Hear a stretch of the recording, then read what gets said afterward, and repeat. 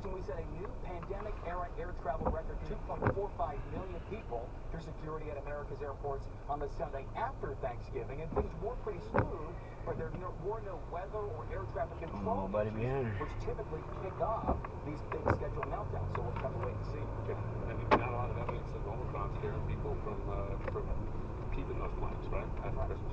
Pete Monty, thanks very much. Well, millions of American families are set to get their last monthly infusion of the expanded child tax credit starting today. This left Congress asked to extend it for another year through that big bill, the Build Back Better plan. So what does that mean? It means 10 million children are now at risk of slipping back into poverty. CNN's Vanessa Urquide spoke with some families who come to rely on those extra monthly payments, and they talked to you, Vanessa, about the difference that they have made.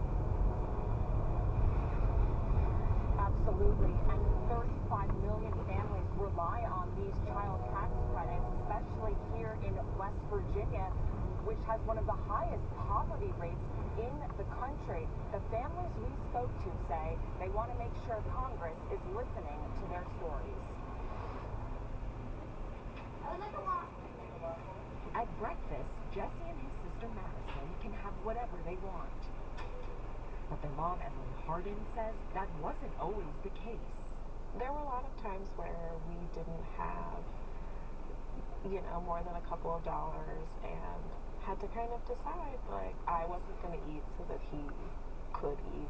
But now the family is on steadier footing, thanks in part to a monthly child tax credit, or CTC, from the federal government. This year, families are getting $3,000 per child ages 6 to 17.